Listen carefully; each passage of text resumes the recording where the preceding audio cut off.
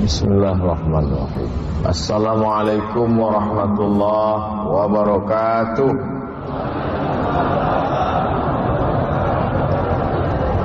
Alhamdulillah wassalatu wassalamu ala Rasulillah Sayyidina wa maulana Muhammad ibni Abdillah wa ala alihi wa sahbihi wa man tabi'ahu wa mawala. Yang sama-sama kita hormati Bapak Bupati Penajam Pasir Utara beserta Ibu, Bapak Wakil Bupati, Bapak PLT Sekda, Bapak Ketua DPRD beserta anggota DPRD Penajam Pasir Utara yang hadir pada kesempatan kali ini, Bapak Kepala Kantor Kementerian Agama, Bapak Kepala Dinas, Kepala Badan. Lama juga saya mengingat-ingatnya ini satu persatu. Insya Allah semua yang hadir ini dimuliakan Allah Subhanahu wa ta'ala. Tadi sudah maju Bapak Bupati, Bapak Haji Abdul Ghafur SEME, yang sebetulnya kalau tidak melihat jabatannya ini sudah melanggar kode etik. Sesama Abdul dilarang saling mendahului. Tapi dalam hadis dikatakan ada 7 golongan yang akan mendapatkan naungan di padang mahsyar pada hari kiamat. Tak ada tempat bernaung kecuali naungan Allah. Sab'atun yudhilluhumullahu fi dhillihi yawma la dhilla illa dhilluh. Dan yang pertama mendapatkan naungan itu adalah al-imamul adil, pemimpin yang adil. Banyak yang tidak bisa dilakukan oleh ustadz, tidak bisa dilakukan oleh orang kaya, tapi bisa dilakukan oleh pemimpin. Sekaya-kayanya orang tidak bisa bangun jalan, karena kalau dia bangun jalan itu kurang kerjaan. Jalan itu hanya bisa dibangun oleh kepala daerah.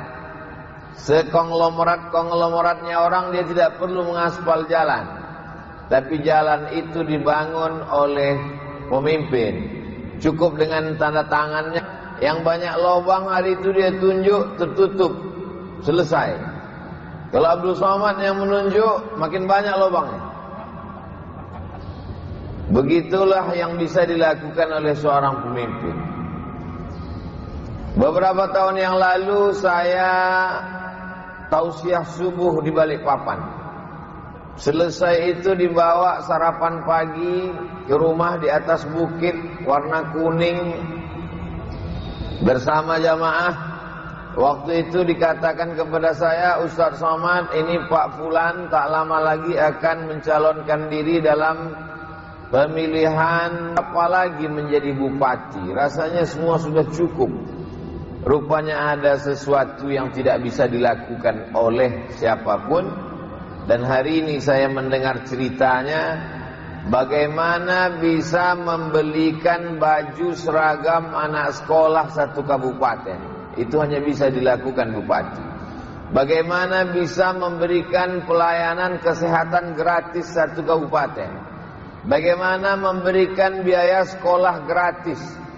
Itu hanya dengan ujung tanda tangan, ujung pena, ujung jari, yang di situ ada amanah yang luar biasa.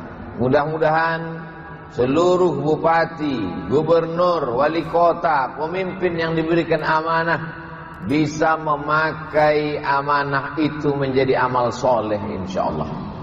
Bapak Ibu yang dimuliakan Allah Subhanahu wa ta'ala, banyak orang yang berpikir kalau dia sudah sholat, dia sudah berzakat, dia sudah puasa wajib, puasa sunat, sudah haji dan umrah, selesai. Untuk dirinya sendiri mungkin selesai. Tapi Islam ini bukan agama egois yang masuk surga sendirian. Islam ini perlu mengajak orang. Saya sebagai ustadz mengajak melalui khutbah, ceramah, tausiah, kultum, pengajian subuh, pengajian zuhur, pengajian duha, pengajian asar menjelang berbuka puasa, pengajian Ramadan, tarawih, i'tikaf malam. Tapi itu hanya sekedar himbauan saja, mengajak saja. Tak ada political will, tak ada power, kekuatan politik. Hanya himbauan dan ajakan kepada umat. sesuai dengan bidang kita masing-masing. Tapi kalau ada segenggam kekuasaan di tangan, maka bisa lebih banyak yang bisa dilakukan. Simpel saja, ambil contoh bayar zakat saja. Saya pulang dari Mesir, pulang dari Maroko 2008, 2009 diangkat menjadi tim sosialisasi Basnas Provinsi, Badan Amil Zakat Nasional. Lalu kemudian diangkat menjadi Duta Basnas Nasional, diberikan sertifikatnya. Ustadz diangkat sebagai Duta Basnas. Kemudian tak lama saya tanya Ketua Basnas, setelah saya diangkat nih gimana Pak? Ada peningkatan? Kata dia begitu-begitu aja Pak Ustadz. Artinya apa? Tidak ada banyak yang bisa dilakukan, hanya bersifat himbauan. Tapi ada salah satu kabupaten, tidak perlu khutbah, tidak perlu ceramah, cukup dengan tanda tangan, dan itu bisa terlaksana. Semua pegawai zakat potong atas. Saya tidak bercerita tentang Pasir karena saya tidak tahu banyak. Baru tadi saya lihat penyerahan, rupanya yang diserahkan itu kartu potong gaji untuk bupati sama wakil bupati. Dan kata Pak Ketua Basnas, 98% ASN di Penajam Pasir Utara sudah potong atas. Kepada seluruh bupati wali kota se-Indonesia yang tidak tahu bagaimana caranya memotong, silakanlah studi banding cara potong memotong ke Penajam. Bisa dipotong 98% dari gaji. Orang berzakat itu ketika dia sampai nisab, dan itu sudah diatur oleh Badan Amil Zakat Nasional Republik Indonesia secara negara. Bukan lagi tingkat level kabupaten, kota, provinsi, tapi nasional. Kalau sudah ditetapkan standar angka nominalnya sekian potong atas, maka bayarkanlah. Apakah kami menunggu setahun Pak Ustadz? Kalau setahun, walaupun angka nominalnya sama, kalau 1 bulan dia potong 100.000, 1 tahun menjadi 1.200.000. Maka pilih bayar sebulan sekali atau setahun sekali. Saya usulkan sebulan sekali. Karena walaupun angkanya 100.000, 1 tahun 1.200.000, itu angkanya sama. 1 bulan 100.000, setahun 1.200.000. Tapi setannya beda. Kalau sudah terkumpul 1.200.000, maka datanglah yang berbisik-bisik. Harga handphone sekarang sudah turun katanya. Alladzi yuwaswisu fi sudurin nas minal jinnati wan nas. Kalau yang berbisik ini dari kalangan jin, insyaallah kita bacakan ayat kursi selesai. Tapi ini yang berbisik satu ruangan dengan kita. Kita baca ayat kursi lebih hafal pula dia dari kita lagi. Oleh sebab itu maka tidak ada lagi sifatnya himbauan, ajakan. Tidak ada lagi sifatnya pemberitahuan, pengumuman. Langsung saja potong atas. Abdul Somad cerita tentang zakat potong atas di Penajam, mubazir. Innal mubazzirin kanu ikhwanas syayatin. Orang mubazir saudara setan. Potong atas langsung 98%, banyak sekali yang bisa tertolong. Dengan adanya zakat potong atas melalui Basnas, Badan Amil Zakat Nasional Kabupaten, itu sudah menyelamatkan orang dari makan haram. Ada orang yang tidak korupsi, dia tidak nepotisme, dia tidak main proyek, dia tidak buat pungli pungutan liar, tapi dia makan haram. Dari mana dia makan haram? Wa fi amwalihim haqqum ma'lum. Di dalam gajimu itu ada milik fakir miskin. Ternyata dia makan. Kalau 1 bulan dia ada wajib bayar zakat 100.000, 1 tahun dia makan duit haram 1.200.000. Apa efeknya? Ayyuma lahmin, setiap daging di badan, nabata min haramin, tumbuh dari yang haram, fannaru aulabi, tempatnya api neraka jahanam. Kalau 100.000 itu 10 kilo beras, 1.200.000, 1 ton 200 kilo beras masuk ke dalam badan, berubah menjadi darah, darah menggumpal menjadi daging, daging membalut tulang belulang. Ayyuma lahmin, setiap daging, ayyuma damin, setiap darah yang ada di badanmu tumbuh dari yang haram, fannaru aulabi. Dari mana saya makan haram? Saya tidak korupsi, saya tidak pungli. Kau makan haram tidak sadar gara-gara makan uang zakat. Maka orang yang makan uang zakat sama dengan uang makan haram. Kalau Allah itu maha kaya, kenapa tidak langsung saja dia kasihkan itu uang zakat kepada fakir miskin? Kenapa mesti dia titip melalui slip gaji kita? Kenapa mesti dia titip melalui kantong kita? Ini namanya ujian. Ada orang diuji kakinya untuk sholat berjamaah, lulus. Diuji matanya untuk sholat tahajud malam, lulus. Diuji untuk i'tikaf di masjid 10 malam, lulus. Diuji untuk pergi ke Makkah haji dan umrah, lulus. Tapi ketika diuji dengan gajinya menyisihkan zakat, disitulah kumat penyakit aslinya. Bakhil, pelit, medit, kedekut, dan seterusnya. Tentu di pasar ada bahasa khusus untuk itu. Saudara yang dimuliakan Allah Subhanahu wa taala, dengan adanya peraturan daerah atau instruksi bupati melalui Basnas, zakat potong atas, terselamatkanlah. Walaupun awalnya mungkin berat. Berapa banyak orang potong atas dia tidak mau. Bahkan dia ejek. Apa ini agama Islam ini berat sekali. Sudahlah potong bawah, potong atas pula lagi kata dia. Padahal sesungguhnya itu menyelamatkan dia dari azab Allah Subhanahu wa taala. Poin yang kedua, walladzina yaknizuna adh-dhahaba wal fiddah. Orang-orang yang menumpuk emas, menumpuk perak, menumpuk duit, menumpuk gaji, tidak dikeluarkan zakatnya. Apa kata Allah Ta'ala? Fabashshirhum bi'adzabin alim.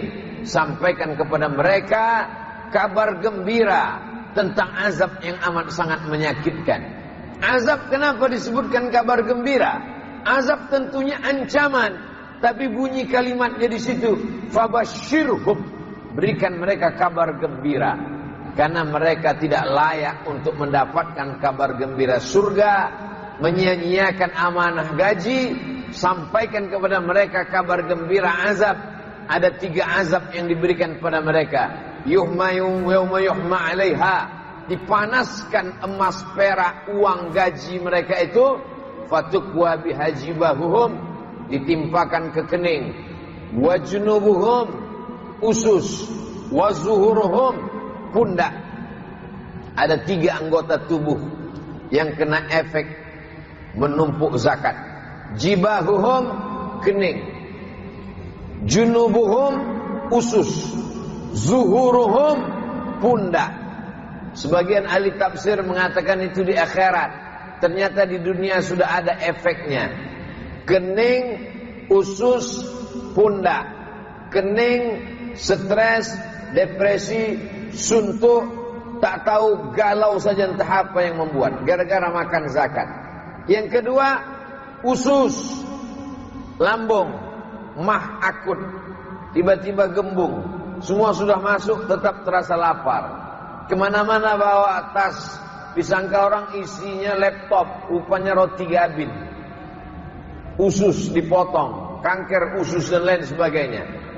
Otak, kening, usus, pundak, sakit tulang, sakit kekurangan tenaga, kehilangan kemampuan untuk bergerak, macam-macam datang.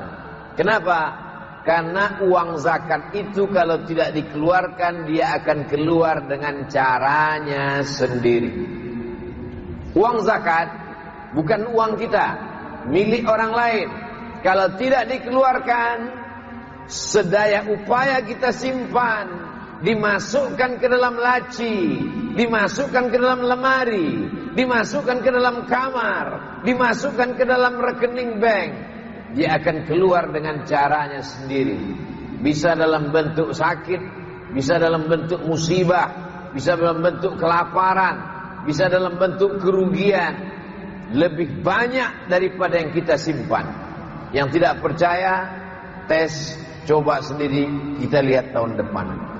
Tapi insya Allah rasa-rasanya dengan dibayarkannya ke Basnas selamat. Tapi ini baru ASN.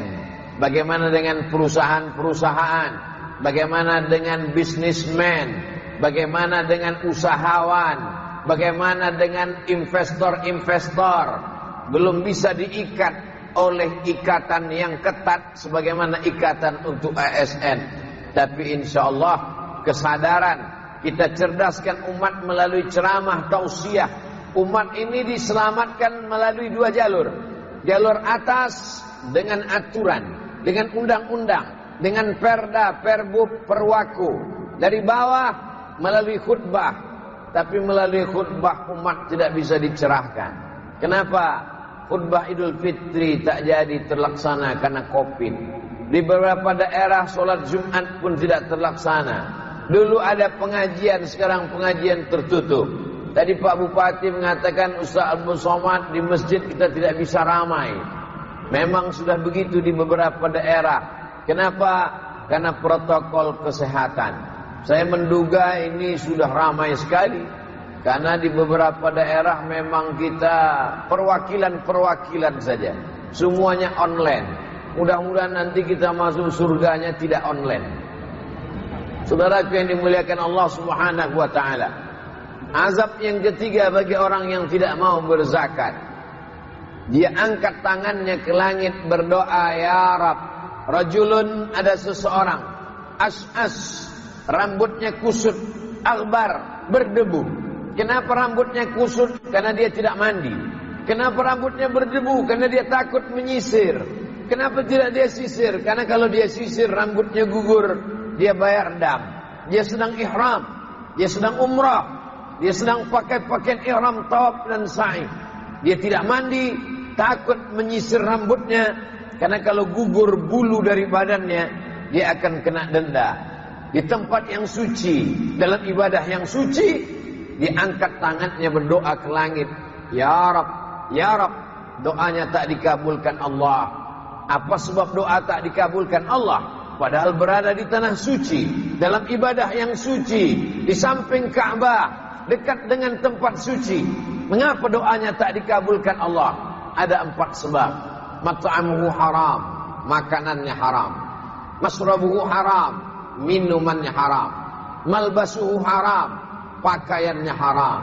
Wa ghudhiya bil haram, diberikan makanan haram. Saya tidak pernah korupsi, saya tidak nepotisme, saya tidak melakukan pungli.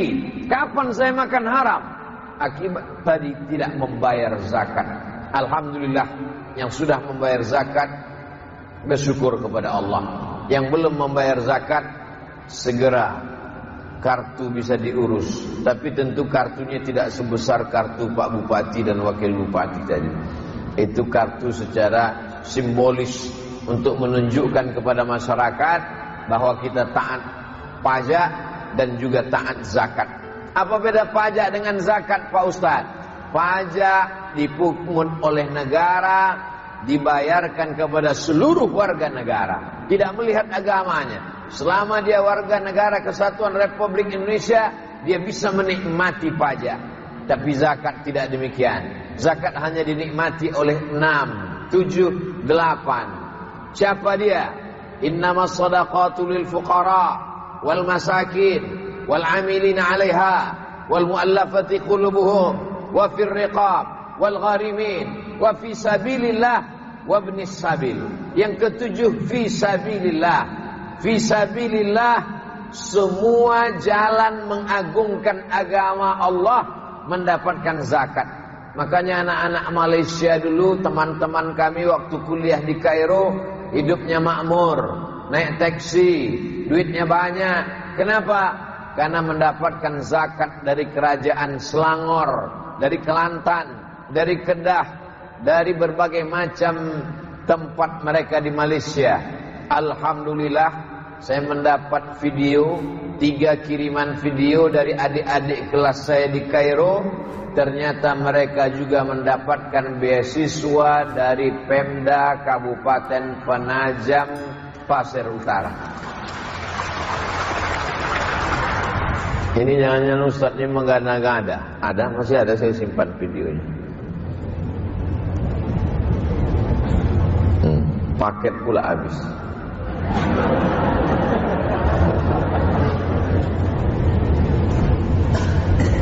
Adik-adik kelas saya dari Kairo mendapatkan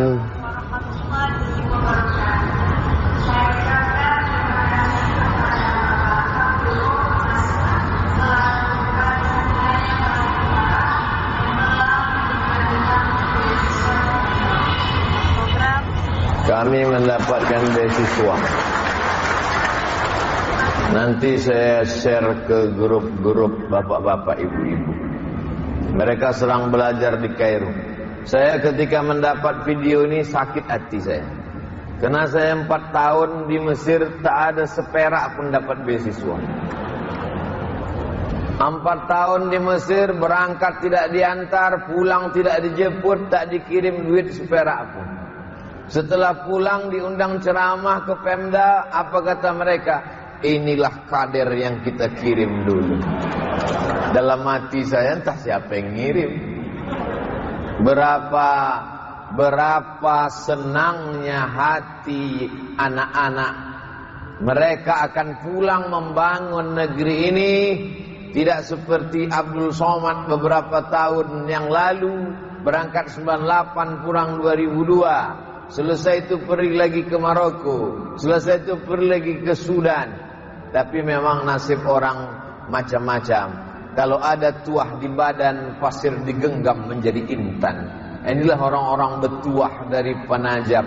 Dulu dikatakan dia, kalau orang Balikpapan berkata, orang mana itu? Orang seberang. Akhirnya dia menjadi ibu kota kabupaten dan lama-lama menjadi ibu kota. Masya Allah, tabarakallah. Dan cita-cita pula tinggi 150 meter tinggi, tower menara bertuliskan Allah dan Muhammad. Kalau panjanglah umur saya, ingin juga saya naik ke tower itu, bisa menengok atap rumah saya di Riau. Saudara yang dimuliakan Allah Subhanahu wa ta'ala, orang yang tidak pernah punya mimpi, maka dia tidak akan pernah punya mimpi menjadi kenyataan. Semua mesti berawal dari mimpi-mimpi, keinginan-keinginan. Semua orang akan mencemeh, akan mengejek, akan mengolok. Apa itu? Tapi nanti kalau sudah terwujud, berdirilah menara 150 meter, semua akan berkata, tahu kamu di mana menara itu? Oh ya, dari Penajam Pasir Utara. Ustaz Abdul Somad pernah naik ke sana? Hampir nyaris. Saudara yang dimuliakan Allah Subhanahu wa ta'ala, ini baru satu aspek zakat. Saya tidak bercerita tentang sholat berjamaah, karena sholat berjamaah sekarang orang ketakutan, takut COVID dan lain sebagainya. Insya Allah kita ikuti protokol kesehatan, jaga jarak. Maka di masjid kita yang cantik megah ini kita jaga jarak. Jangan duduk yang sudah ada kali-kalinya ini. Ya, jadi tinggal duduk saja. Sajadahnya sudah bagus, masjidnya cantik, pintunya replika Masjid Nabawi. Siapa yang rindu ke Masjid Nabawi, datang sajalah ke masjid di Pasir. Tengoklah, pintunya cantik luar biasa. Menengok ini pintunya mesti dikunci double karena emas banyak sekali di dalam ini. Kalau mau rahmat Allah Ta'ala turun, muliakan rumah Allah, muliakan masjid. Dengan cara apa? Jangan sampai orang melihat masjid, rumah-rumah pejabatnya mewah, malnya tinggi, tapi masjid macam sarang merpati, ditinggalkan. Tapi ketika saya datang kemari, Penajam tidak demikian. Justru saya belum menengok mal. Lampu merah pun baru 1 jumpa tadi. tapi masjidnya megah, cantik, luar biasa. Ini cara untuk mengundang turunnya rahmat Allah Subhanahu wa ta'ala. Bersih dari sampah, bersih dari kotoran, dan bersih dari COVID. Kenapa? Karena sebelum masuk entah beberapa kali periksa tadi. Tangan diperiksa, Abdul Somad 35 derajat Celcius, silakan masuk, naik. Lalu kemudian dikasih hand sanitizer. Biasanya habis cuci tangan, makan, ini cuci tangan aja. Lalu kemudian setelah itu langsung pula masuk ke dalam kotak. Lama juga dicuci kita di situ. Setelah dinyatakan bersih, barulah naik ke atas. Jadi tak ada ragu sedikit pun. Kita tetap ikut protokol kesehatan, menjaga jarak, mencuci tangan, memakai masker. Katanya pakai masker, kenapa Ustaz tak pakai masker? Saya tadi pakai masker, tapi kalau saya pakai terus nanti suara saya tak jelas, tak apa-apa yang saya katakan. Saya pakai masker tadi, di pintu sampai ke sini saya pakai masker. Saya dengar ada satu bapak yang mengatakan, tak nampak wajah Ustaz Somad, kata dia. Nah, itu maka saya buka. Tapi insya Allah jarak kita jauh. Sampai hari ini belum ada ditemukan teori bahwa COVID bisa terbang. COVID hanya bisa pindah masuk melalui mulut dan hidung. Maka Bapak tutup mulut, tutup hidung. Sampai hari ini COVID belum bermutasi masuk melalui telinga. Alhamdulillah. Kalau COVID masuk ke telinga, tak ada ceramah. Karena telinga itu sumbat semua.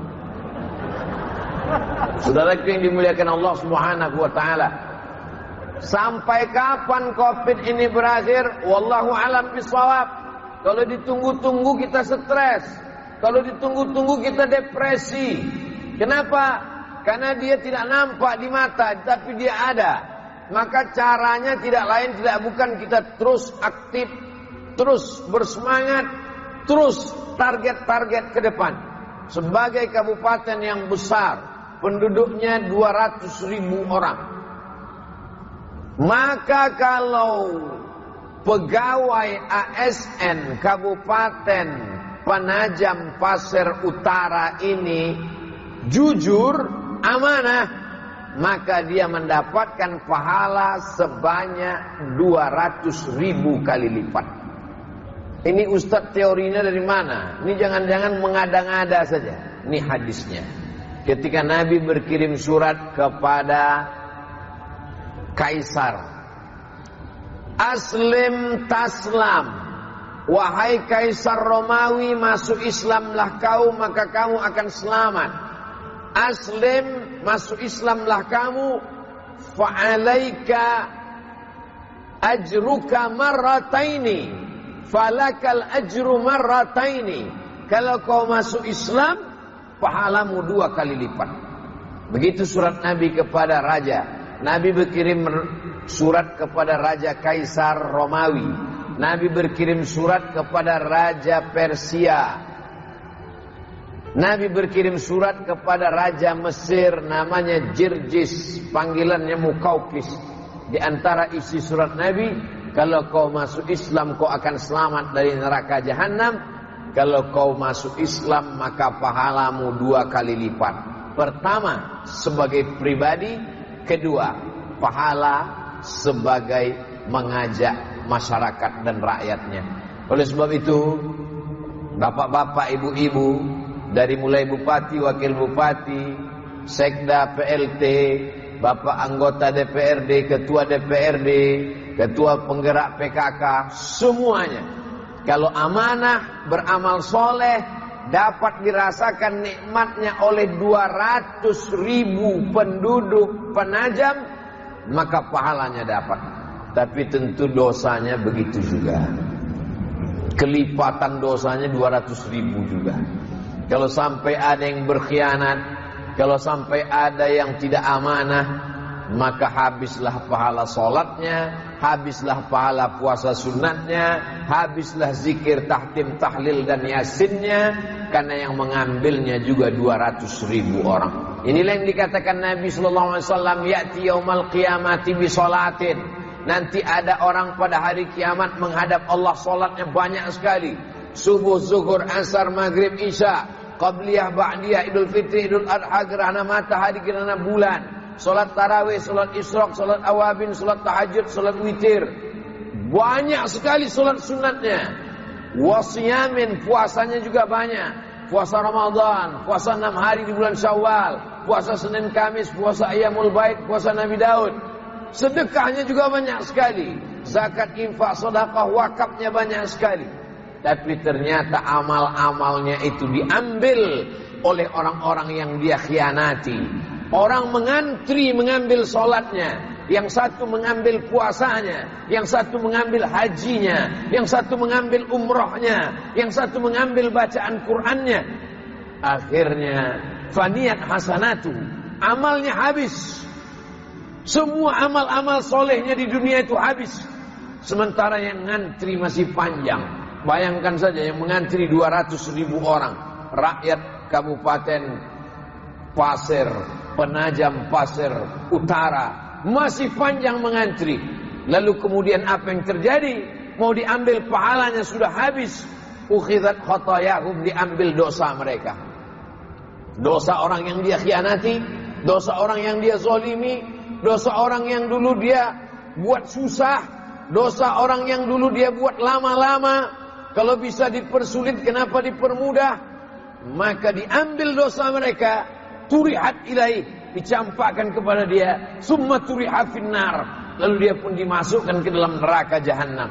Inilah orang yang masuk neraka bukan karena zina, masuk neraka bukan karena narkoba, masuk neraka bukan karena mencuri, masuk neraka bukan karena sakau, tapi masuk neraka karena tidak amanah.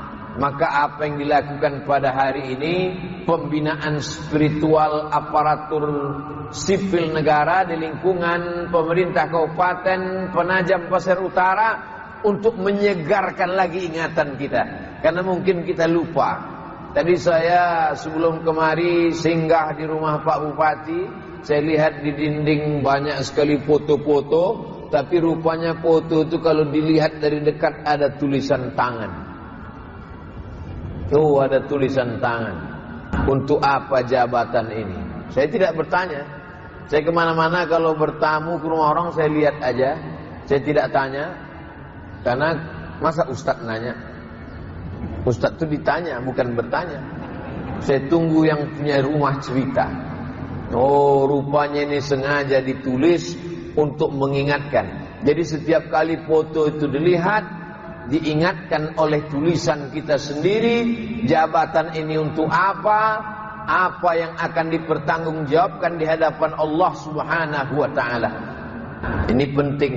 Saya harap selesai acara ini Bapak Ibu semua pulang, itu bingkai-bingkai di rumah bolehlah tulis semua. Kenapa? Karena ada masanya nasihat tidak masuk ke telinga kita. Naik khotib ke atas mimbar menggelegar. Sepanjang saya ceramah rasanya inilah mimbar yang paling besar. Tinggi sekali khotibnya. Tidak masuk ke telinga kita kadang ceramah orang. Tapi kalau tulisan kita sendiri, kita yang menulisnya, kita yang membacanya, kita yang mengingatkan diri kita sendiri. Ini juga perlu kita buat. Kenapa? Karena Umar bin Khattab pun menasihati dirinya sendiri. Anas bin Malik menasihati dirinya sendiri. Pada suatu malam berteriak dia, "Ya Umar, wahai Umar bin Khattab, kemana saja kau tadi siang? Wahai Umar bin Khattab, bagaimana kalau nanti orang datang menuntut engkau di hadapan Allah Subhanahu wa ta'ala?" Itulah mengapa Abu Bakar Siddiq mau berjalan-jalan di tengah malam untuk mencari siapa yang kelaparan. Itulah mengapa Umar bin Khattab mau berjalan di tengah malam untuk melihat siapa yang tak makan. Dia pergi ke Baitul Mal, dia ambil gandum, dia pikul sendiri, dia bawa sendiri. Lebih baik di dunia susah daripada di akhirat nanti mencari di padang mahsyar. Pada saat itu berkumpul semua umat Nabi Adam, Nabi Nuh, Nabi Saleh, Nabi Ilyas, Zakaria, Musa, Yahya, Isa, Daud, Sulaiman. Pada saat itu tak ada yang bisa menolong di hadapan Allah Subhanahu wa ta'ala. Maka memiliki kekuasaan, memiliki jabatan, satu sisi adalah nikmat, satu sisi adalah rahmat, tapi di sisi lain dia juga bisa menjadi laknat. Nauzubillah. Tidak ada cita-cita tertinggi orang dari zaman dulu sampai sekarang melebihi cita-cita ingin menjadi PNS, ASN, pegawai negeri sipil. Saya pun ketika pulang membawa 2 ijazah, sebelah kanan LC, sebelah kiri MA. Abdul Somad LC MA.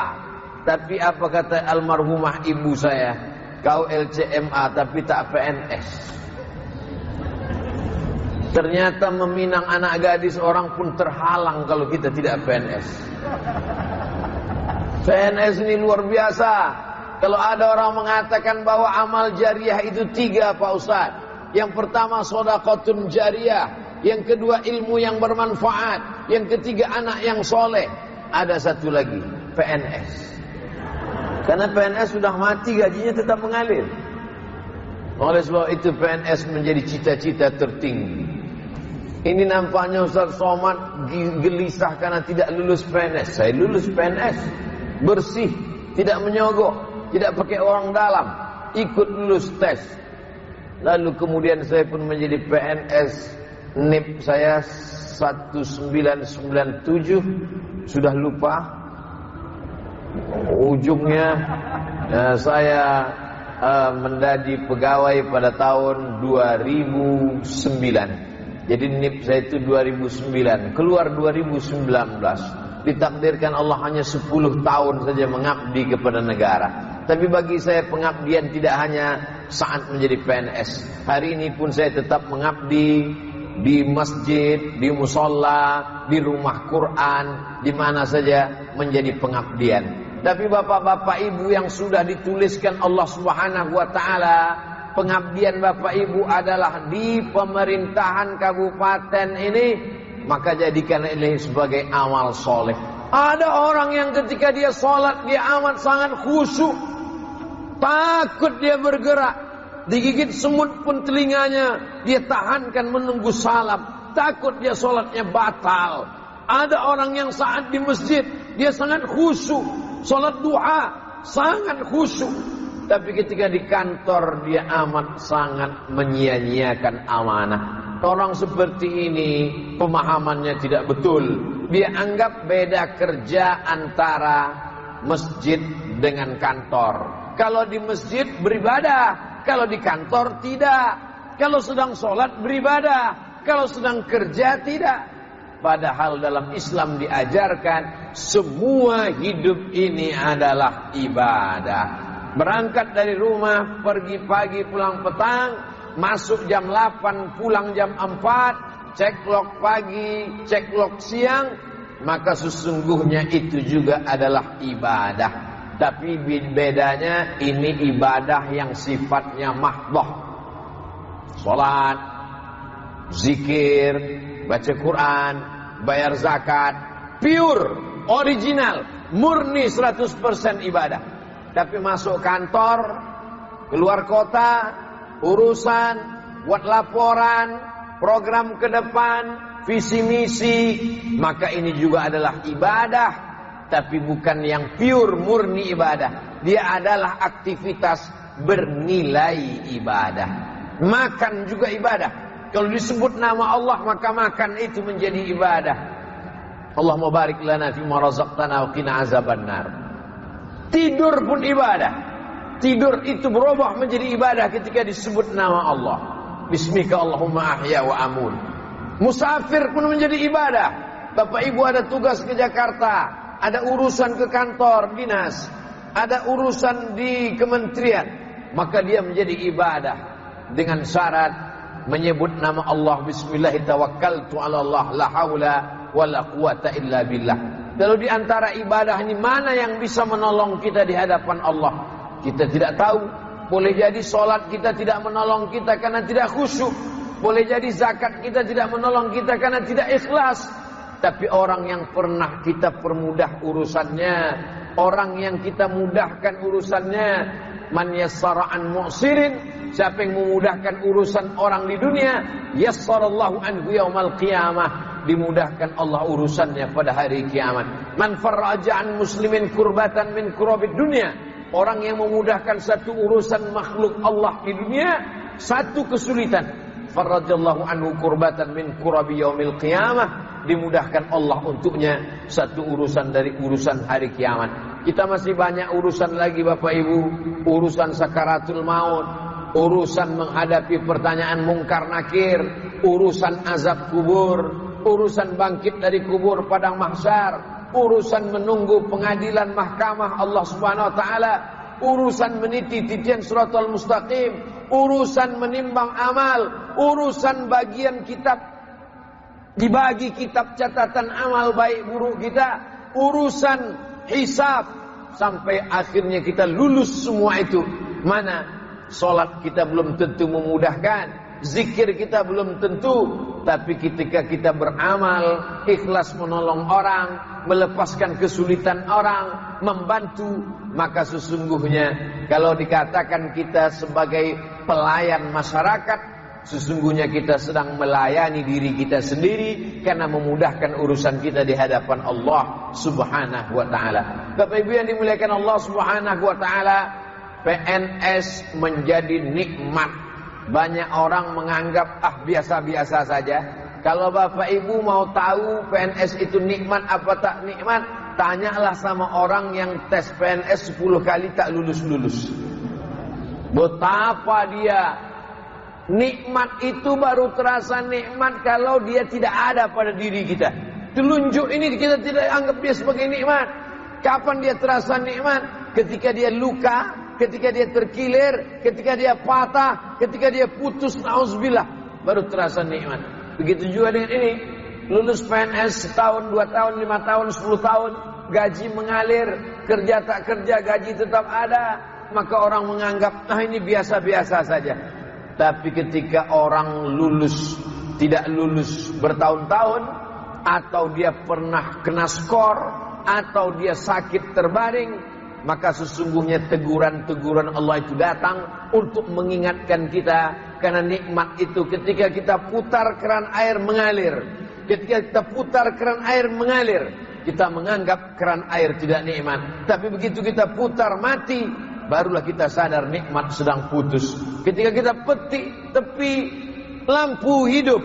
Ketika kita petik stop kontak, lampu menyala. Kita tidak menganggap dia nikmat. Tapi ketika kita petik dia mati gelap, barulah kita sadar bahwa dia nikmat. Ustaz Abdul Somad baru terasa mikrofon ini nikmat kapan? Ketika mikrofon ini mati, baterainya habis. Barulah terasa mana nikmat suara. Hilang, orang tak dapat mendengar. Maka ada kalanya kadang nikmat itu dicabut sedikit oleh Allah Subhanahu wa taala. Coba kita renungkan, berapa saudara kita yang meninggal kena Covid, berapa yang terbaring di rumah sakit di ICU, berapa yang tidak terselamatkan. Itu semua menjadi iktibar pelajaran. Satu sisi Covid ini memang musibah, wabah, pandemi seluruh dunia. Tapi di sisi lain juga wadah untuk kita merenung sejenak betapa dulu kita menunggu tua baru mati, menunggu pensiun baru mati. Sekarang tetangga kita, kawan kita, sekantor, satu sekolah, sekampung halaman, tidak menunggu pensiun, tidak menunggu tua. Kalau hitung uban mungkin banyak lagi uban kita dari dia, tapi dia lebih dulu meninggal daripada kita. Kenapa kita yang disangka orang kurus, disangka orang sudah lama mati, tapi sampai hari ini masih tetap tegak berdiri? Tujuan Allah Ta'ala membuat kita hidup tak lain tak bukan alladzi khalaqal mauta, Allah menciptakan hidup, wal hayata, Allah menciptakan mati. Untuk apa? Liyabluwakum ayyukum ahsanu amala, karena Allah ingin melihat kita beramal soleh.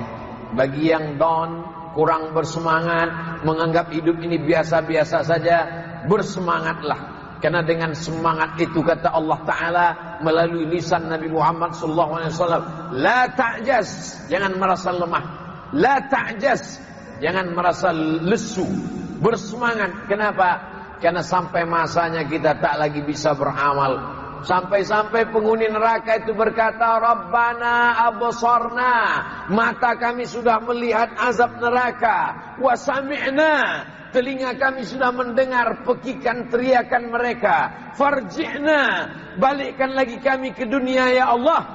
Mereka ingin minta kembali ke dunia. Memangnya kalau kembali ke dunia mau apa, kata Allah? Na'mal salihah. Mereka ingin ke dunia cuman permintaannya cuman satu saja.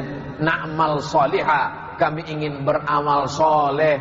Kami ingin solat sunat duha. Kami ingin solat sunat tahajud. Kami ingin menolong saudara kami. Kami ingin bangun masjid. Kami ingin buat rumah Quran. Tapi saat itu penyesalan tak lagi bermakna. Sampai masanya kita akan berhenti pensiun mati. Sampai masanya kita akan meninggalkan jabatan ini paling lama 1 periode, 2 periode. Apa yang kita tinggalkan? Kalau sempat membangun masjid, alhamdulillah. Kalau sempat membangun pondok pesantren, alhamdulillah. Kalau sempat membuat setiap daerah buat rumah Quran per kecamatan, lebih banyak lagi per kelurahan, lebih banyak lagi per RW, alhamdulillah. Sehingga anak-anak selamat dari buta huruf Al-Quran. Kalau sempat kita buatkan aturan, anak SD tidak boleh masuk SMP sebelum dia punya ijazah MDA. Masya Allah, tabarakallah. Anak SMP tidak boleh masuk SMA sebelum dia selamat dari buta huruf Al-Quran. Keterpaksaan. Orang tua akan marah, akan komplain. Apa ini Pemda? Ngapa urus-urus sekolah anak kami? Masalah urusan anak kami, biarlah kami urus sendiri. Tapi nanti diam-diam mereka akan malu di tengah malam. Kalau tidak adalah aturan kemarin, mungkin anak kami tak pandai baca Quran. Itulah yang justru sampai ke liang lahat mereka, ke kubur mereka. Anak mereka menjadi insinyur, SH, sarjana ekonomi, menjadi pengacara, menjadi jenderal, menjadi orang yang berkuasa. Tapi yang justru sampai ke liang kubur mereka, tengah malam anak itu membaca Ar-Rahman, membaca Yasin, dihadiahkannya pahalanya. Di akhirat mereka akan bersyukur, berterima kasih. Al-akhillah, orang-orang yang berteman, bersaudara, bersahabat, yang hari ini tertawa. Di akhirat mereka akan bermusuhan. Gara-gara kamulah saya korupsi, gara-gara kamulah saya pakai sabu narkoba, gara-gara kamulah saya buat dosa. Mereka akan berkelahi di hadapan Allah. Mereka akan bertengkar di hadapan Allah. Illal muttaqun, kecuali yang bertakwa. Orang bertakwa di hadapan Allah saling memuji, saling berterima kasih. Terima kasih Bapak, gara-gara Bapak saya bayar zakat. Terima kasih Pak, gara-gara Bapak anak saya selamat dari buta huruf Al-Quran. Terima kasih Pak, gara-gara Bapak anak saya bisa kuliah. Terima kasih Bu, gara-gara Ibu anak saya pakai hijab jilbab panjang menutup aurat. Maka selagi ada kesempatan, masih dititipkan Allah ruh ke dalam jasad, masih diizinkan Allah kita bernafas, pakailah setiap hembusan nafas itu adalah zikir. Setiap gerak kaki itu adalah tahmid. Zikir bukan cuma subhanallah, zikir bukan cuma alhamdulillah, zikir bukan cuma Allahu Akbar. Setiap tanda tangan adalah zikir. Setiap program-program adalah fikir. Setiap diamnya bermakna. Setiap geraknya pun bernilai amal soleh. Sampai akhirnya kita menghadap Allah dalam keadaan husnul khatimah. Anak cucu kita akan berkata, itu masjid dibangun pada masa si fulan, itu pondok pesantren dibangun pada masa si fulan, itu Islamic Center dibangun. Kita tidak pernah minta sebut nama kita. Kita tidak pernah minta supaya diabadikan. Tapi mereka akan mengenang sepanjang zaman. Maka buatlah amalan-amalan yang kira-kira tidak akan hilang. InsyaAllah tabarakallah. Kalau ini kita lakukan, bermaknalah hidup kita. Kalaulah hidup ini cuma sekolah, tamat sekolah kerja, habis kerja dapat gaji, selesai dapat gaji bangun rumah, beli mobil, punya keluarga, nikah, punya anak. Apa beda kita dengan kucing, anggora yang dikasih makan, dikasih kandang? Kalaulah hidup ini cuma kerja, makan, uang, prestasi, apa beda kita dengan ikan mas koki arwana dalam akuarium orang kaya? Tak ada beda. Kasih makan pagi, kasih makan, mati listrik, mati semuanya. Selesai.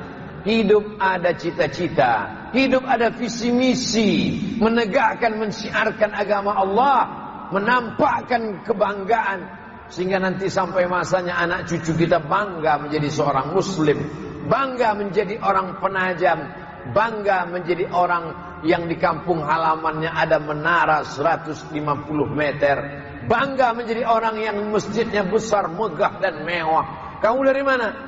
Saya dari Penajam Pasir Utara, Pak Ustaz. Oh ya. Saya pernah tausiah di sana. Masjidnya megah, cantik, cuman jamaahnya tak ada. Oh iyalah Pak Ustaz, waktu itu Ustaz datang kan sedang Covid. Iya betul. Waktu itu Ustaz Somad sudah pikun, sudah tidak ingat lagi waktu itu dia datang Covid atau tidak. Saudara yang dimuliakan Allah Subhanahu wa taala, kita tidak pernah ingin meminta supaya gambar kita ditampakkan, supaya nama kita dikenang. Tapi ada catatan yang tidak pernah hilang. Itulah dia catatan, inna alaikum lahafizin. Bersama kamu ada malaikat kiraman katibin. Mereka mencatat, mereka menulis. Ya'lamuna ma taf'alun. Andai tidak ditulis oleh malaikat sekalipun, tetap Allah Subhanahu wa taala Maha tahu. Wa na'lamu ma tuwaswisu bihi nafsuh. Kami tahu apa yang berbisik-bisik. Jangan kasih anak kita makan haram. Sudah kita sekolahkan tapi dia tidak juga mau menghadap Allah. Mungkin salahnya bukan guru di pesantren, tapi salahnya karena kita kasih makan haram. Sepiring nasi yang halal berasnya, halal airnya, tapi dibeli dari uang haram, berubah sepiring nasi itu menjadi darah. Darah setetes masuk ke jantung, dari jantung menyembur darah naik ke otak, otaknya menjadi hitam dan gelap gara-gara uang haram. Nasiyatin kadhibatin khati'ah. Nasiyatin ubun-ubun, kadhibatin pembohong, penipu, pendusta, khati'atin buat salah, buat dosa. Padahal yang buat dosa itu tangan, padahal yang buat dosa itu mata, padahal yang buat dosa itu kaki, yang buat dosa itu telinga. Kenapa dikatakan ubun-ubun? Karena ternyata ubun-ubun inilah yang memberikan perintah kepada mata, ubun-ubun memberikan perintah kepada telinga, ubun-ubun memberikan perintah kepada tangan, ubun-ubun memberikan perintah kepada kaki. Itu makanya kalau kurang darah naik ke otak, orang kena stroke ringan. Maka kita diingatkan selalu bersujud supaya darah tetap mengalir ke otak. Kita selalu ruku supaya darah mengalir. Kita selalu meregangkan lutut, tulang belakang, sendi-sendi bergerak supaya darah kita mengalir. Tapi yang lebih penting daripada itu adalah bahwa darah yang mengalir ke otak, ke sumsum, ke tulang belakang adalah darah-darah yang halal, bukan darah kotor, bukan darah haram. Ketakutan kita kepada anak-anak kita tidak makan, takut anak kita tidak sekolah, menjerumuskan kita menghilangkan ketakutan kepada Allah Subhanahu wa taala. Kuatkan takutmu kepada Allah supaya kecil dunia ini dalam pandangan hatimu. Kuatkan takutmu kepada Allah supaya hilang ketakutanmu melihat dunia. Takut.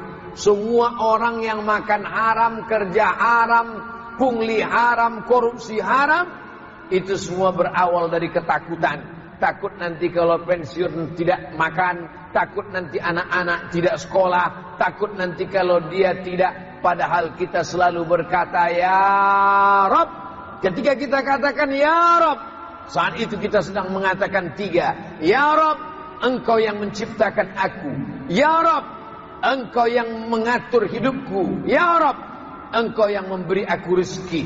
Jadi kalau ada orang berkata ya Rabb, subuh tadi dia sudah katakan Allahumma hdina fiman hadait, ya Rabb, maka saat itu sesungguhnya dia sedang tak sinkron antara apa yang di mulutnya dengan ada yang di hatinya.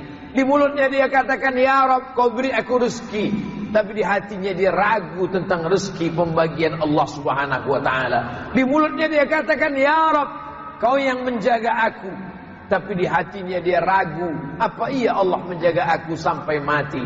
Maka sesungguhnya ini harus terus dihangatkan. Ada kajian-kajian sebodoh-bodohnya laki-laki yang baligh berakal, dia tetap mendengarkan wasiat takwa dari khatib hari Jumat.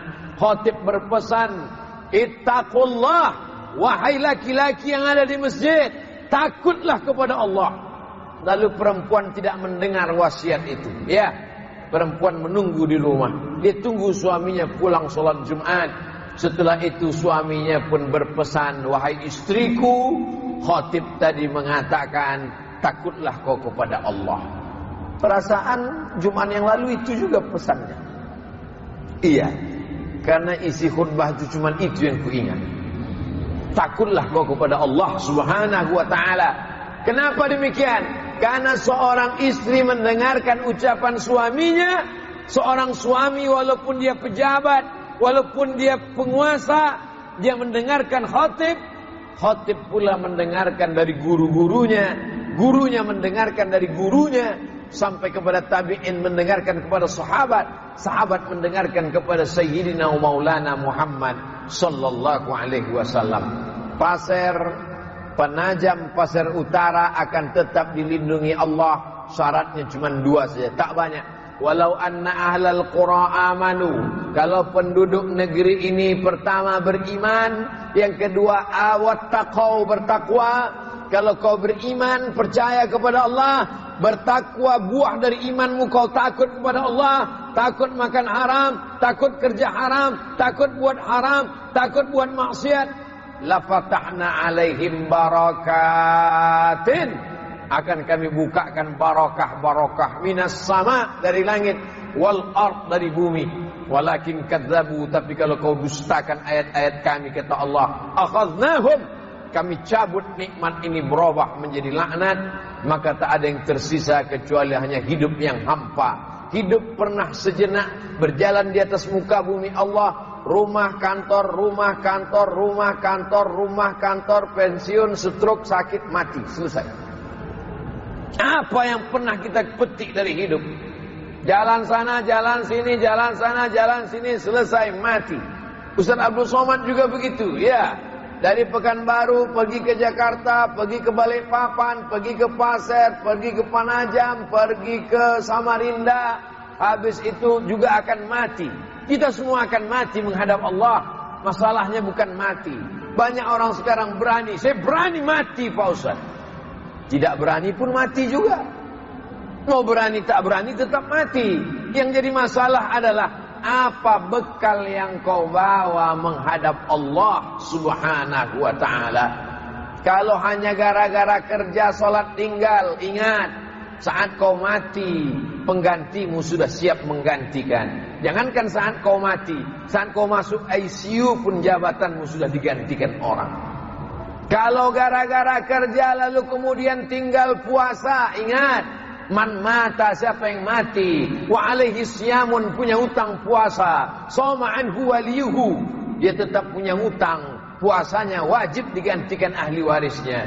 Kalau hanya karena kerja lalu kemudian tidak bersolawat, ingat, maka sesungguhnya kedudukanmu di dekat Nabi sallallahu alaihi wasallam tergantung sebanyak apa solawatmu di hadapan Allah. Silakan punya jabatan apapun, tapi berpikir berapa masjid aku bangun, berapa anak yatim aku sekolahkan, berapa anak tidak mampu bisa gratis, berapa anak-anak calon ulama yang akan dikirimkan ke Al-Azhar Kairo belajar S1, S2 dan S3. Mereka nanti akan kembali membangun Penajam, membangun spiritual. Mereka pulang tidak membangun jembatan. LCMA doktor yang akan pulang dari Al-Azhar, adik-adik kelas saya yang diberi beasiswa tadi, mereka pulang tidak akan membangun tol, tapi mereka membangun orang-orang yang akan membangun jembatan dan tol. Mereka tidak membangun menara, tapi mereka membangun arsitek jiwa yang terkandung dalam lagu kebangsaan Indonesia Raya. Bangunlah jiwanya, bangunlah badannya. Masalah gizinya, masalah badannya, itu urusan puskesmas, dinas kesehatan. Tapi masalah jiwanya, urusan Kementerian Agama. Masalah jiwanya, urusan Muhammadiyah dan Nahdlatul Ulama. Masalah jiwanya, spiritualnya, inilah domain yang mesti dibangun terus. Kalau hanya sekedar pintar, Google jauh lebih pintar. Kalau cuman tahan berceramah, ada yang lebih kuat ceramah dari Abdul Somad. Siapa dia? YouTube.com. Tapi membangun kesadaran, membangun kepedulian, membangun rasa kebersamaan, merasakan perasaan orang lain, disitulah beda kita dengan laptop, itulah beda kita dengan komputer, itulah beda kita dengan makhluk yang lain. Kalau hanya isi otaknya dosa saja, setan. Kalau isi otaknya baik saja, malaikat. Kita tidak sedang bersama dengan malaikat, dan kita tidak pula sedang bersama dengan setan. Kita sedang bersama dengan kawan kita. Kalau hari ini dia silap dan salah, kita maafkan, kita ajak. Dakwah bukan mengejek, dakwah mengajak. Dakwah bukan memukul, tapi dakwah merangkul. Mengajak melalui dakwah, mengajak sesuai dengan kemampuan kita masing-masing. Bapak-bapak yang punya jabatan, punya kekuasaan, pakailah jabatannya, tanda tangannya, kekuasaannya, dengan arahannya, membuatkan pengajian sehingga terbangun rohani orang yang mati. Selama ini kita lihat dia bergerak, tapi sebenarnya dia hanyalah zombie, mayat-mayat yang berjalan. Masalul ladzi yadhkurullah wal ladzi la yadhkurullah. Perumpamaan orang yang ingat Allah dengan orang yang tidak ingat Allah. Kamasalil hayy wal mayyit, seperti orang hidup dan orang mati. Orang hidup bukan orang makan. Orang hidup bukan orang tidur. Orang hidup bukan orang bergerak. Orang hidup adalah ketika berzikir. Sesibuk apapun di kantor, sempat-sempatkanlah astagfirullah, astagfirullah. Sesibuk apapun membuat laporan, sempat-sempatkanlah Allahumma salli ala Sayyidina Muhammad wa ala ali Sayyidina Muhammad. Karena ada masanya nanti kita amat sangat ingin beribadah, tapi kita tak lagi punya kemampuan. Sayup-sayup suara azan itu masuk dari celah-celah jendela ruang ICU rumah sakit. Hayya 'alas shalah. Meleleh air mata pasien di ruang ICU, ingin berwudu, ingin salat berjamaah, tapi saat itu tak lagi terucap, jangankan terlaksana, tercakapkan di ujung lidah pun tidak. Sebelum masa itu tiba, sebelum zaman itu datang, maka kita pikirlah bahwa kita hidup hanya sejenak, bernaung di bawah kayu yang rindang. Sementara hari petang, sampai masanya kita akan pulang menghadap Allah Subhanahu wa ta'ala.